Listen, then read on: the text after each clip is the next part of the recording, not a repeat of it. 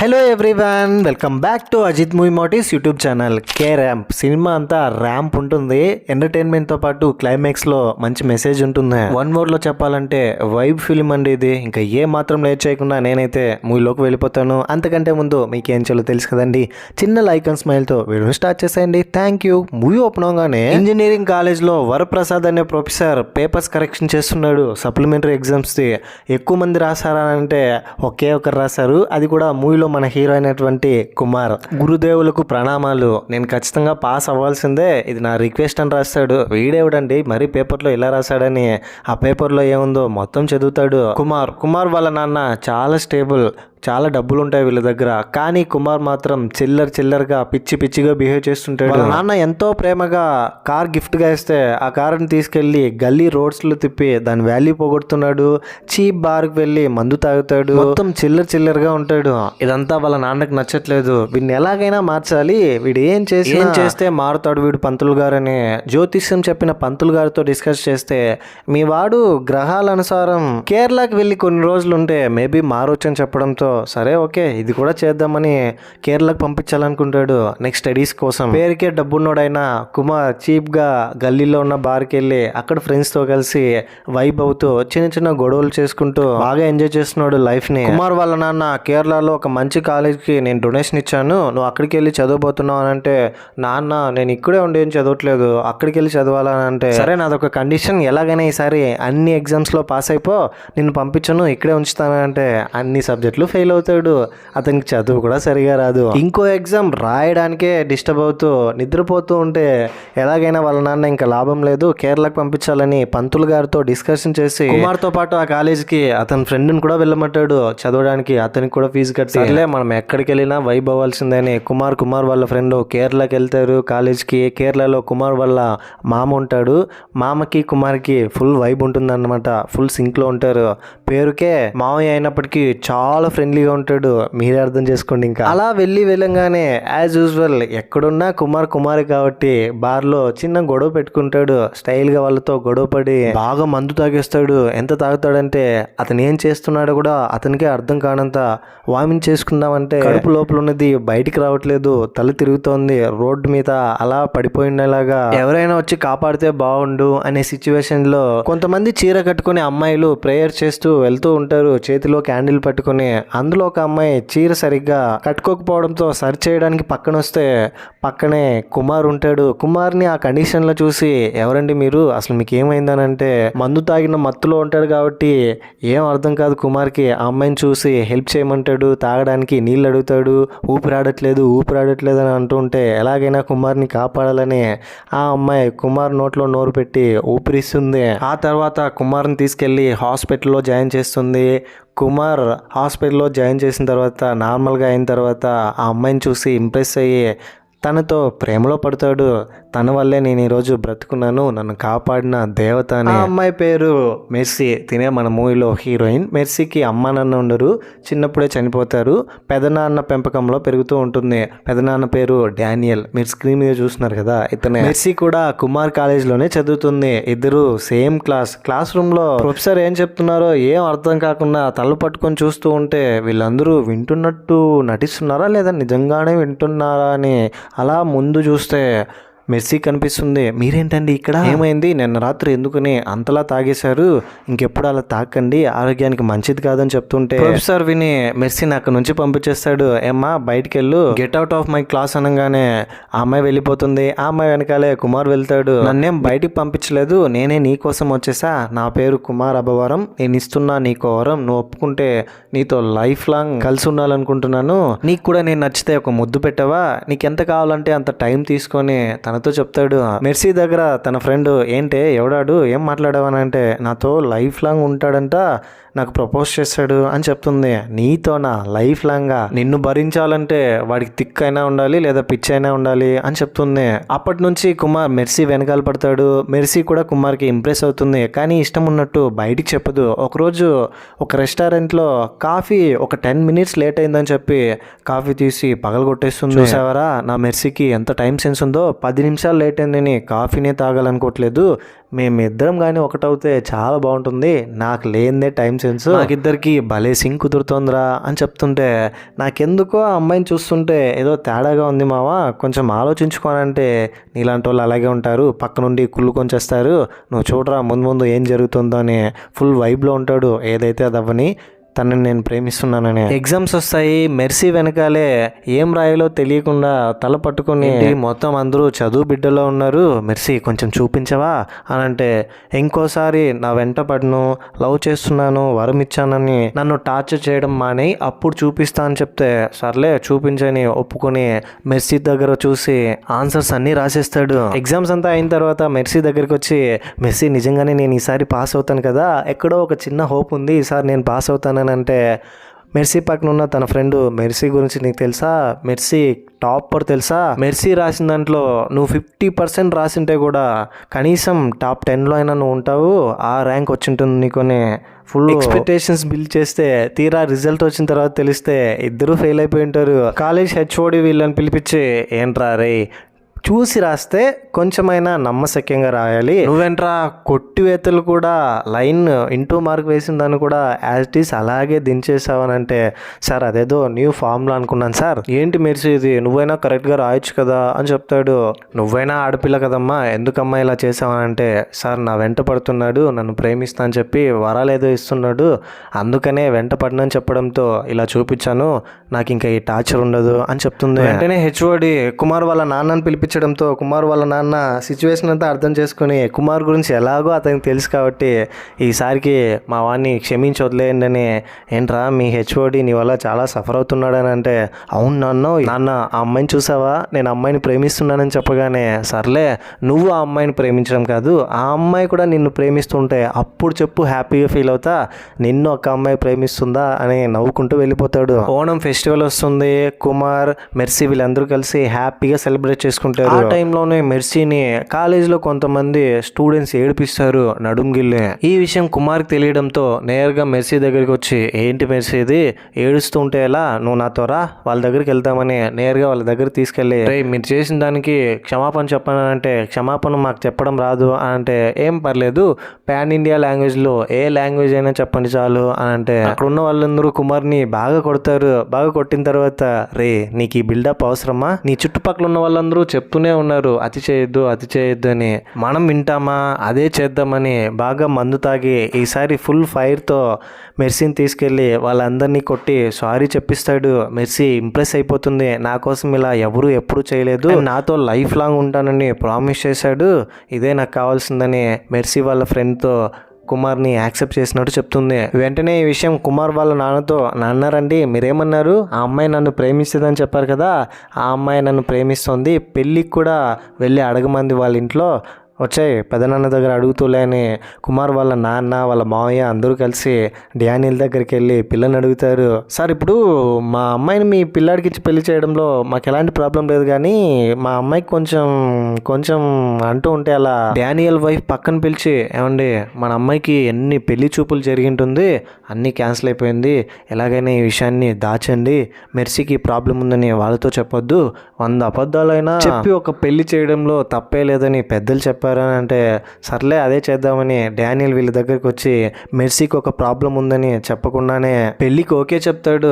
Night అయిపోయిన తర్వాత కుమార్ ఫ్రెండ్స్తో కలిసి మందు తాగుతూ చిల్ అవుతూ ఉంటే, రేపు మనం కలుస్తున్నామని మెర్సీ కుమార్కి ఫోన్ చేసి రేపు మార్నింగ్ 11 o'clock రమ్మని ఇంపార్టెంట్ మ్యాటర్ గురించి డిస్కస్ చేయాలని చెప్తుంది. అలాగే మెర్సీ ఆన్ టైం నేను ఉంటానని చెప్తాడు. నువ్వు ఇంకోసారి ఏదైనా పని ఉంటే చెప్పు, కన్ఫర్మేషన్ ఇవ్వు, రేపు మార్నింగ్ 11 o'clock షార్ప్ ఒక కాఫీ షాప్ అడ్రస్ చెప్పి రమ్మంటే నేను వచ్చేస్తా మెర్సీ ప్రామిస్ అని చెప్పి ఫోన్ పెట్టేస్తాడు. నెక్స్ట్ డే 11 అయింది, తాగేసి ఉండడంతో ఇంకా హ్యాంగ్ ఓవర్లో పడిపోయి ఉంటాడు, నిద్రపోతూ ఉంటాడు. మెర్సీ కాఫీ షాప్లో వెయిట్ చేసి విసుగెత్తిపోయి ఉంటుంది. మెర్సీకి ఏమైందో ఏమో తెలియదు కానీ సడన్గా కుమార్ ప్రామిస్ చేసి బ్రేక్ చేశాడు, నేను చచ్చిపోతానని సూసైడ్ చేసుకోవడానికి వెళ్ళి హ్యాండ్ కట్ చేసుకోవడానికి ప్రయత్నిస్తే మేనేజ్మెంట్ వాళ్ళు గుర్తించి హాస్పిటల్కి తీసుకెళ్తారు. ఇదంతా మెర్సీ వాళ్ళ పెదనాన్న డానియల్కి అర్థమయ్యి హాస్పిటల్లో వచ్చి మెర్సీని చూసి వెళ్ళి దీనికి కారణం కుమార్ అని, ఒరే కుమార్ గాని కుమార్ దగ్గరికి వెళ్ళి ఎందుకురా మా అమ్మాయిని మోసం చేసావు, ప్రామిస్ చేసి ఎందుకురా బ్రేక్ చేసావు అంటే, సార్ ఎన్నో చెప్తాం, ఏదో బై మిస్టేక్ లేట్ అయిపోయింది. ఇప్పుడు ఏంటి, ఆ అమ్మాయి కొంతసేపు వెయిట్ చేసి ఉంటుంది నా కోసం, తిరిగి వెళ్ళిపోయి ఉంటుంది కదా ఇంటికి, అంతే కదా, అంతకుమించి ఇంకా ఏం జరుగుతుందని అంటే, కుమార్ నీకు అర్థం కావట్లేదు, మెర్సీ సూసైడ్ చేసుకోవడానికి ప్రయత్నించింది, తనకు ఒక ప్రాబ్లం ఉంది, తనకి ఎవరైనా ప్రామిస్ చేసి బ్రేక్ చేస్తే సూసైడ్ చేసుకోవడానికి ప్రయత్నిస్తుందని ఒక ట్విస్ట్ రివీల్ చేస్తాడు. ఇక్కడ మనకు అర్థమయ్యేది ఏంటంటే మెర్సీకి ఒక మెడికల్ ప్రాబ్లం ఉంటుంది, ఎవరైనా ప్రామిస్ చేసి ఆ ప్రామిస్ని కనుక బ్రేక్ చేస్తే మెర్సీ సూసైడ్ చేసుకోవడానికి ప్రయత్నిస్తుంది. ఇంతటితో ఇంటర్వెల్. సెకండ్ హాఫ్లోకి వెళ్ళబోయే ముందు మీకు కనుక నా ఎక్స్ప్లెనేషన్ నచ్చితే మరిన్ని ఇలాంటి కైండ్ ఆఫ్ ఎక్స్ప్లెనేషన్ వీడియోస్ కోసం మన ఛానల్ని సబ్స్క్రైబ్ చేసి బెల్ ఐకాన్ క్లిక్ చేసేయండి. Thank you. Second half open అవగానే మెర్సీకి ఇంత పెద్ద ప్రాబ్లం ఉందా, నాతో ఎందుకు ఇన్ని రోజులు చెప్పలేదు అంకుల్ అని చాలా ఫ్రస్ట్రేట్ అయ్యి మెర్సీని తలుచుకుని భయపడి ఇలా ఎవరైనా చేస్తారని హాస్పిటల్కి వచ్చి మెర్సీని చూడాలనుకుంటాడు. మెర్సీని ఫేస్ చేయడానికే భయపడుతూ ఉంటే డానియలే ప్రేమించావు కదా వెళ్ళు భరించని లోపల తోయేస్తాడు. కుమార్ కుమార్ నా ప్రామిస్ని బ్రేక్ చేసావు, నువ్వు ఎందుకని టైంకి రాలేదని అంటే ఒక కట్టు కథ చెప్పి ఏదో ఒక చెప్పి మేనేజ్ చేస్తాడు. అక్కడికి వెళ్ళడానికంటే ముందు డానియల్ అసలు మెర్సీకి ప్రాబ్లం ఎందుకు వస్తుందో మొత్తం క్లియర్గా ఎక్స్ప్లెయిన్ చేస్తాడు. మెర్సీ వాళ్ళ అమ్మ నాన్న బిజినెస్లో ఫుల్ బిజీగా ఉండడం వల్ల చిన్నప్పుడు మెర్సీతో సరిగా టైం స్పెండ్ చేయలేకపోతారు. ఈవినింగ్ త్వరగా ఇంటికి వచ్చేస్తాం, ఎగ్జిబిషన్కి వెళ్తామని ప్రామిస్ చేయడంతో ఆ ప్రామిస్ని వాళ్ళ పేరెంట్సే బ్రేక్ చేయడంతో చాలా ఫ్రస్ట్రేట్ అయిపోతుంది. ఇలాగే చాలా సార్లు జరగడంతో మెర్సీ మనసు చిన్నప్పుడే విరిగిపోయి ప్రామిస్ బ్రేక్ చేయడంతో సూసైడబుల్ థాట్స్ వస్తుంది. డాక్టర్ని కన్సల్ట్ అయితే మెర్సీ కండిషన్ చూసి ఈ టైంలో మీరు చేయాల్సింది ఏంటంటే మెర్సీ దగ్గర టైం స్పెండ్ చేయండి, చాలా లోన్లీగా ఫీల్ అవుతుంది తను ఎంత మీరున్నా కూడా అని ఇద్దరిని టైం స్పెండ్ చేయమంటాడు. ఇద్దరు డిసైడ్ అయిపోతారు ఇంకా ఏదైనా పర్లేదు బిజినెస్ అయితే మళ్ళీ చూసుకుందాం, ఫస్ట్ మెర్సీతో టైం స్పెండ్ చేద్దామని ఆ రోజు ఫిక్స్ అయ్యి మిగతా పనులన్నీ చూసుకొని ఈవినింగ్ త్వరగా వచ్చేస్తామమ్మా, ఎప్పట్లాగానే కాదు ఈసారి మనం బయటికి వెళ్దామని మెర్సీతో చెప్పి ప్రామిస్ చేసి బయటికి వెళ్ళిన వీళ్ళు ఒక కార్ యాక్సిడెంట్లో చనిపోతారు. మళ్ళీ ప్రామిస్ పర్మనెంట్గా బ్రేక్ చేయడంతో మెర్సీ ఇంకా మెంటల్గా చాలా డిస్టర్బ్ అయిపోతుంది. పాపం మెర్సీకి అప్పటి నుంచే ఈ ప్రాబ్లం ఉంటుంది. మెర్సీ వాళ్ళ పెదనాన్న డానియల్కి పిల్లలు లేకపోవడంతో మెర్సీని సొంత కూతుర్లా అనుకుని పెంచుంటాడు. డానియల్ని ఫాదర్లా ఫీల్ అయి ఉంటుంది మెర్సీ.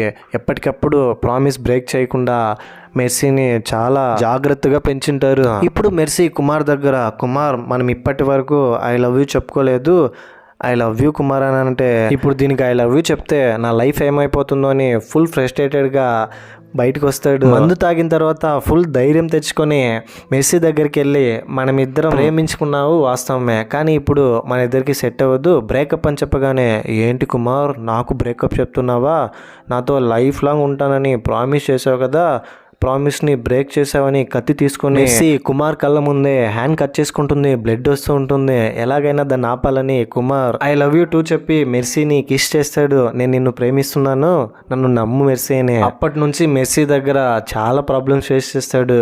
ప్రతి చిన్న ప్రామిస్ని నిలబెట్టుకోవడానికి చాలా కష్టపడతాడు. ఫుల్ ఫ్రస్ట్రేటెడ్గా ఎందుకురా ఈ అమ్మాయిని ప్రేమించానని ఎప్పటికప్పుడు బాధపడుతూ ఉంటాడు. మెర్సీ మీద లవ్ అయితే ఉంది కానీ దీన్నే భరించలేకపోతున్నాడు ఈ డిసీజ్ని. మెర్సీకి ఇంతకుముందు ఒక ప్రామిస్ చేసి ఉంటాడు ఎగ్జామ్లో పాస్ అవుతానని. నేను ఎగ్జామ్లో పాస్ అవుతానని మెర్సీకి ప్రామిస్ చేశాను, ఇప్పుడు నేను బ్రేక్ చేశానంటే సూసైడ్ చేసుకుంటుంది, ఎలాగైనా పాస్ అవ్వాలని. ఇప్పుడు ఎగ్జామ్ పేపర్లో ఇంతవరకు జరిగిందంతా లెక్చరర్కి రాసి పాస్ చేయండి అని అంటే ఎగ్జామ్ పేపర్లో ఉన్న ఇదంతా చదివిన తర్వాత వీడేంటి మరి ఇంత బాధలో ఉన్నాడని. వరప్రసాద్ ఈ రోజుల్లో అమ్మాయిలకి ఇలాంటి ప్రాబ్లమ్స్ కూడా వస్తున్నాయని అనుకుంటుంటే అక్కడికి కుమార్ వెళ్ళి, సార్ నా బాధ అంతా పేపర్లో రాశాను కదా, చదివారు కదా, ఎలాగైనా life and death matter sir. సరే కుమార్ నీ బాధ నాకు అర్థమైందయ్యా, నేను ఒక 5 క్వశ్చన్స్ ఇస్తాను, ఒక్కో క్వశ్చన్కి ఆన్సర్ నువ్వు కరెక్ట్గా రాసిన నిన్ను పాస్ చేస్తాను. సార్ పేపర్లో మొత్తం రాసినా కూడా నా గురించి మీకు అర్థం కావట్లేదా, నాకు అసలు చదువే రాదు సార్, నేను ఎలా ఒక్క క్వశ్చన్కి ఆన్సర్ రాయగలను, ప్లీజ్ సార్ పాస్ చేసాను అంటే చూద్దామని అంటాడు. కుమార్ చిన్నప్పుడు ఫ్రెండ్స్ వాళ్ళ మావయ్య కొడుకులు కుమార్ని కలవడానికి వస్తారు. అప్పటికే కుమార్ మెర్సీ దగ్గర ప్రామిస్ చేసి ఉంటాడు, నేను ఇక మీద మందు తాగనని. వాళ్ళందరూ మందు తాగాలని ఫోర్స్ చేయడంతో హ్యాపీగా వెళ్ళి రూమ్లో తాగదాం, మెర్సీకి తెలియదని చెప్తే కుదరదు, బార్లోనే వెళ్ళి తాగాలని చెప్తారు.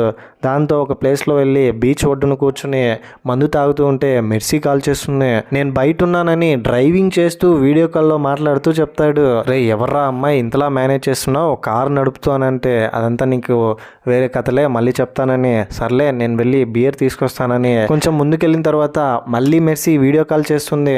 మనమే మాట్లాడేస్తే పోలే, నేను కూడా మీకు అన్నయ్య లాంటివన్నీ. కుమార్ మేము ఎంత మంచి ఫ్రెండ్సో తెలుసా అని వీళ్ళ ఫ్రెండ్షిప్ గురించి చెప్తూ మేమందరం బార్లో ఉన్నాం, మందు తాగుతున్నామని.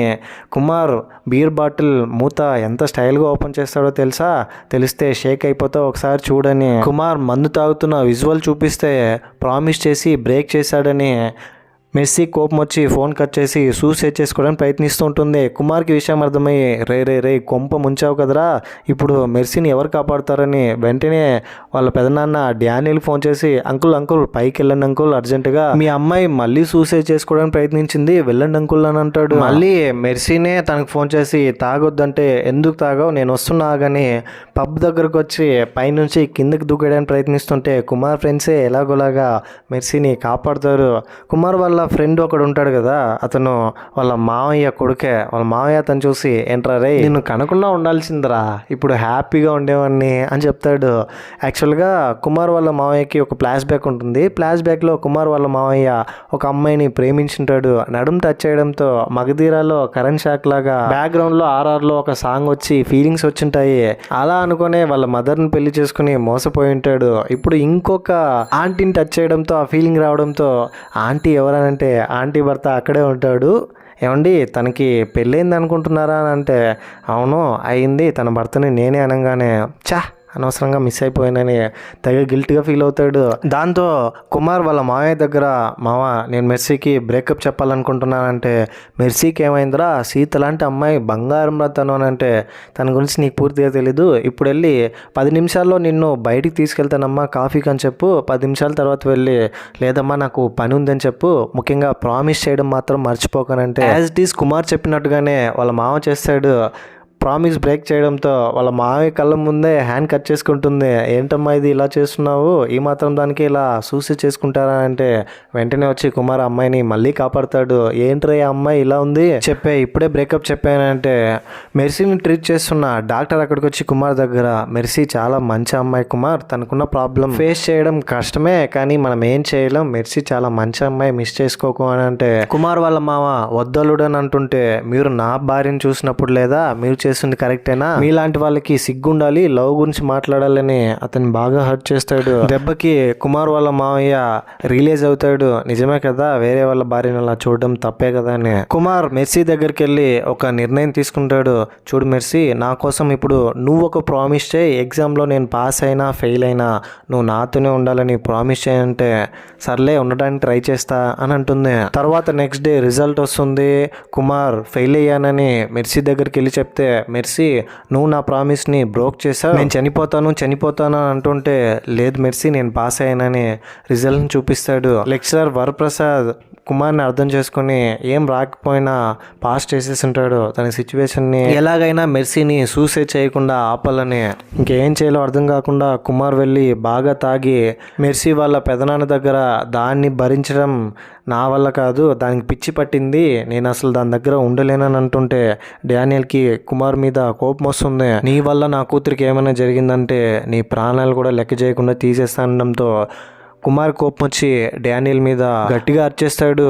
పెద్ద పెద్ద మాటలు మాట్లాడడంతో పక్కనే ఉన్న కుమార్ వాళ్ళ మావయ్య కుమార్ దగ్గరికి వచ్చి లాగబెట్టి ఒకటి కొట్టి ఏంట్రా నువ్వు ఇలా మాట్లాడుతున్నావు, నువ్వు కూడా ఏంటి మావా, ఏదో నన్ను కాపాడింది కదా అని దాన్ని పిచ్చిగా లవ్ చేసి ఇలా సఫర్ అవుతున్నాను, జీవితాంతం ఇలానే భయంతో సఫర్ అవుతూ బ్రతకాలా మావా, కొంచెమైనా నా బాధ అర్థం చేసుకోవాలంటే ఎవరిదిరా బాధ, ఏమన్నావు నువ్వు మెర్సీ దగ్గర టార్చర్ అనుభవిస్తున్నావా, ప్రేమిస్తున్నావా, మరి మీ నాన్న సంగతి ఏంటి, మీ నాన్నని నువ్వు ఇన్ని రోజులుగా చేస్తున్నదేంటి టార్చర్ కాదా, మీ నాన్నతో ఫ్రెండ్లీగా ఉన్నాను నీకు నచ్చిందంతా చేస్తున్నానని మీ నాన్న నీ వల్ల బాధపడట్లేదు అనుకుంటున్నావా, మీ నాన్న ఫ్రెండ్స్ వాళ్ళ పిల్లలందరూ మంచిగా చదువుకొని ర్యాంక్ తెచ్చుకుంటావు 10వ క్లాస్లో, నువ్వేం చేసావు, తాగి పడిపోయావు, పిచ్చి పిచ్చిగా బిహేవ్ చేసి నీకు నచ్చినట్టు నువ్వు బ్రతికావు, మీ నాన్న పరువు ఏమవ్వాలి, మీ నాన్నతో పాటు ఉన్న వాళ్ళందరూ మీ నాన్నని ఎంత అవమానించుంటారో నాకు తెలుసు, అయినా నిన్ను భరించాడు కానీ ఏ రోజు నిన్ను భారంగా ఫీల్ అవ్వలేదు, అదిరా మీ నాన్న అంటేని వాళ్ళ నాన్న గొప్పతనం చెప్పి డానియల్కి సారీ చెప్పి అక్కడి నుంచి వెళ్ళిపోతాడు. అవును కదా, నిజమే కదా. మెర్సీని మనం ప్రేమిస్తున్నప్పటికీ మెర్సీ మనల్ని ఇబ్బంది పెడుతుంటే ఇంతలా బాధపడి మెర్సీని వద్దనుకుంటున్నాం, కానీ మా నాన్న చిన్నప్పటి నుంచి నేనేం చేయకపోయినా ఒక రోగ్లా తిరుగుతున్నా నన్ను సపోర్ట్ చేస్తూ నన్ను బంగారంలా పెంచాడని అనుకుంటుంటే సరిగ్గా అప్పుడే కుమార్ వాళ్ళ నాన్న ఫోన్ చేస్తాడు, ఎమోషనల్గా మాట్లాడతాడు. ఒరే నాన్న ఏమైందిరా అంటే ఫోన్ పెట్టేస్తాడు. ఏంటి కుమార్ నువ్వు కూడా ఏడుస్తున్నావారా అని ఫ్రెండ్ అడిగితే కళ్ళు మింగాయా, ఇది కన్నీళ్ళేని అంటాడు. ఆ తర్వాత నెక్స్ట్ డే కుమార్ వాళ్ళ నాన్న ఏమైందో ఏమో అని కుమారుని చూడడానికి ఇక్కడికి వచ్చేస్తాడు. ఎలాగైనా మెర్సీని మార్చాలి, మళ్ళీ నార్మల్ మనిషిగాని ఒక డెసిషన్ తీసుకొని ఎవ్వరికీ తెలియకుండా కొన్ని రోజులు దూరంగా వెళ్ళిపోతాడు.